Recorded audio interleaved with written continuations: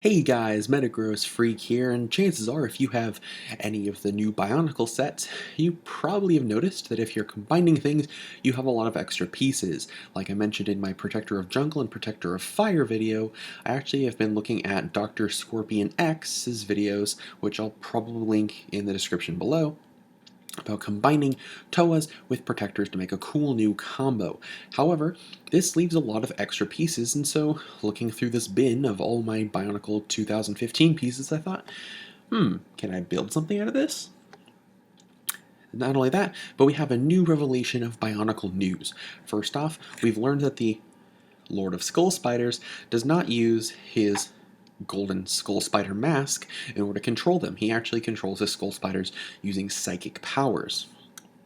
In addition, we also learned that Skull Slicer is actually a undead arena champion from Okoto's past. This means that we have Toa-sized heroes on Okoto long before, before even like the whole Akimu Makuta conflict. And this is really cool to me. This, in my opinion, means that it's okay to have bigger figures be MOCs that are related to the 2015 storyline because there may be just new characters yet to uncover. And so, keeping in mind that the Golden Skull Spider mask has no use yet. I mean, it's appeared in the comics, but it hasn't appeared in the animations. It made me wonder, maybe it had a previous owner. And so using the extra parts from Protector of Fire, Protector of Stone, Protector of Jungle, and a couple of the extra pieces left over from the Toas, I decided to make my own character. I'm calling him, just for the record, Protector of Okoto, and the idea being was he was the original person to wear the golden mask of skull spiders, maybe being a person who just, a person or a character who just kept skull spiders at bay as opposed to taking over the island. And when he died, the Lord of Skull Spiders, using psychic powers, was able to take over. Just a little fan fiction thing. So without further ado, I'm going to show you step by step how to make your own Protector of Okoto. Just as a quick reminder, this set can be used using the pieces that are left over from Omega Tahu, Pohatu Delta, and Liwa Sigma.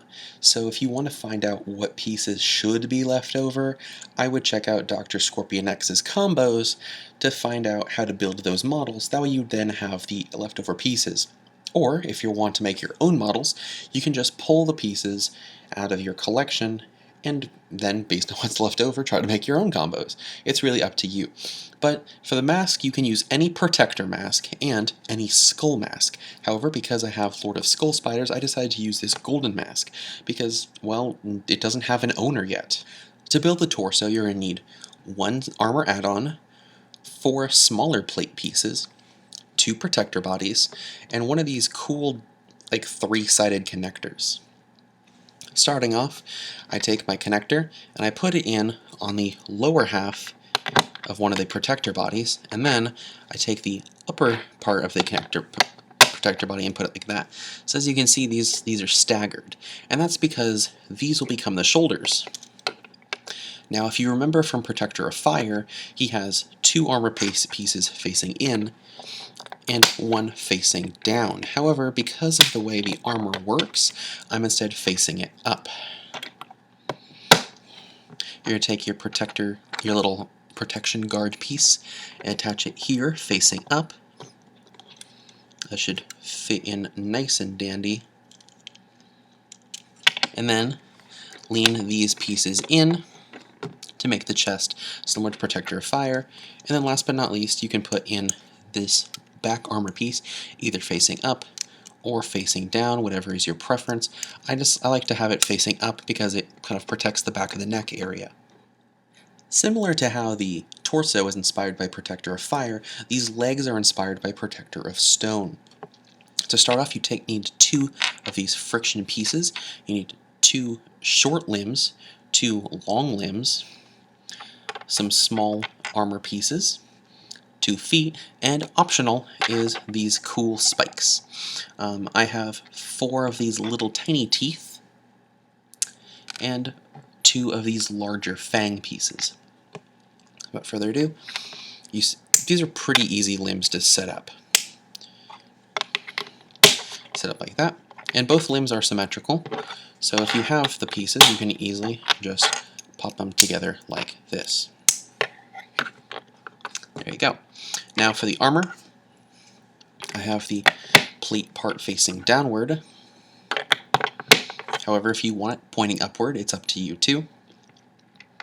I put these large fang pieces pointing with the fang towards the knee as like a knee spike.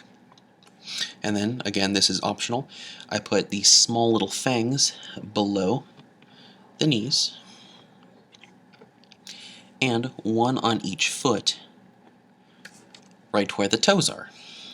Just has some little decoration, but, you know, also to look cool. So there you go. There are 2 legs. The arms are fairly simple too, though have a little bit less decoration. To make them, you'll need 2, again, armor pieces, 2 friction pieces, 2 of these, I guess you could call them thigh upper arm pieces, 2 short arm pieces, which in my case are in Keto Orange, 2 hands, 2 of these little L bends, and 2 of these elemental energy items. If you're using the same build as I am, you'll have these neon green, lime green, trans green. They're really pretty pieces left over. And so, because I had those left over for the weapons, I decided to base the arms on Protector of Jungle. Similar to the legs, you use the friction pieces on the arms.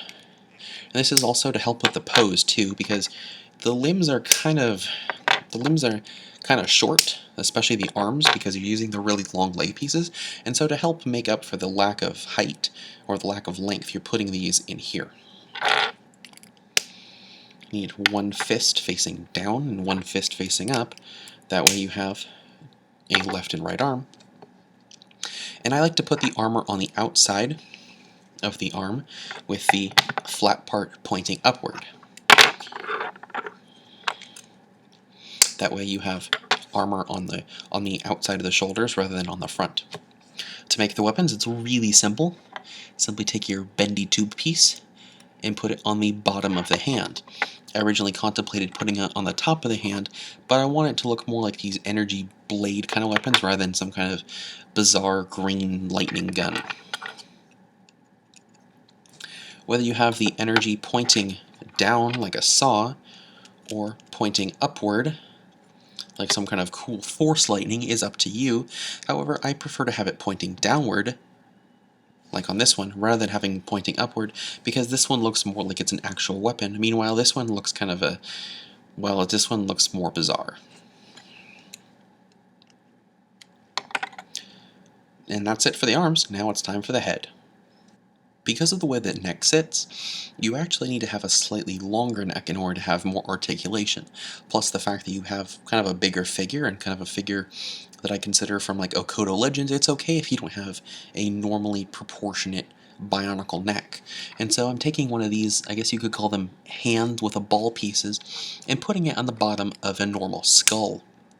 Unfortunately, because of the Bioformers builds created by Dr. Scorpion X, you don't have any of those red cross beams, and so instead you have to use these blue pins. You have, based on the 3 protectors used in this, you should have 2 of these blue eye stalks and 1 green eye stalk. So I'm putting a green eye stalk in, and rather than using your traditional red pin, I'm putting in these 2 blue half pins, half plugs. And now you can have like these cool horns. In order to make them, I take this 3-wide connector with a ball in the middle and snap it in the back. In my opinion, you should line it up either with the brain stock or have it at a slight angle pointing upward, as you can see here. I think it actually looks better like this rather than perpendicular. Next up, you want to get 2 of these. These are 2 pins and an axle, and put it in so that the pins are facing inward.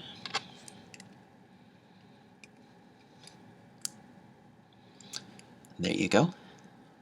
Now you take the 2 remaining brain stalks, and I put them with the eye part facing down and the stalk part facing up.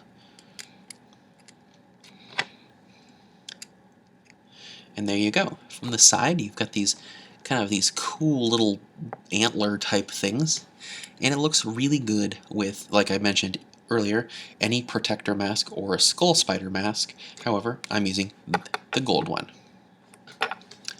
So pop this on in the front. You've got this cool antler-like device. So now it's time to put it all together. Because of the height of this character, I had to change the angle a little bit, so I apologize for the sudden change. First, you're going to take your legs, these wonderful, wonderful legs, and you have your nice little Protector of Fire inspired body, and attach them on the front set of ball joints. Because of the way the legs are closer together, you're going to have to try to splay them a little bit, but because of the friction resistors on the upper legs, on the thigh pieces, you shouldn't have an issue with getting your legs too far apart, at least not at the thighs. So that means you can also pose the calves more easily without having to worry about messing up the entire leg's pose. As you can see, this guy's already pretty tall, at least taller than a normal protector. The 2 joints that would normally be used for the arms are being used, and so instead you're going to use this back pair. And here we go. Boop.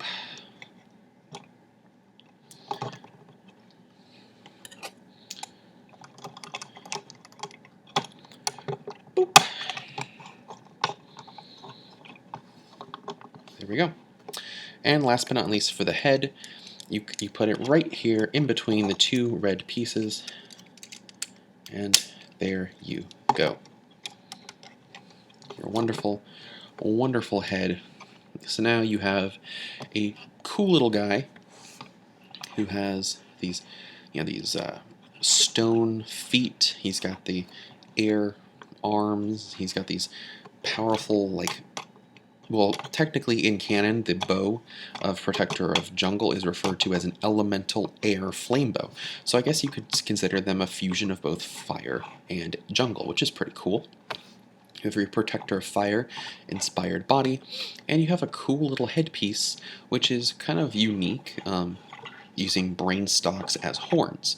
And you'll notice by putting it at an angle above the brain stalk piece, you have kind of this little lever, which, guess what? It's going to be weighed down a little bit because you have these pieces weighing down in the back, but you can still press down on either the bar or the protector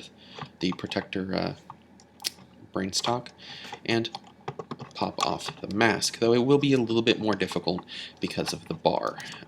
But maybe you don't want the mask to pop off. Maybe you want this guy to be able to fight in many battles without having to worry about it. Anyway, so that's the creation I have that I'm referring to as Protector of Okoto. I probably would see him as either like an early, like a shorter Toa or a very tall protector, or maybe if to use old Bionicle terminology, a Kayata. He's got these cool energy blades, these cool horns that maybe give him telepathic powers, or maybe some kind of cool laser ability. And of course, he wears the golden mask of skull spiders, which would let him protect the residents of Okoto from the natural menace that lives on the island. And just as a little back view, you do have a little back armor, though you do have open ball joints up at the back of the neck and basically on the butt. So if you're willing to put up with that, it's a cool little figure, and it's a great way to use up your leftover pieces if you don't know what to use them for.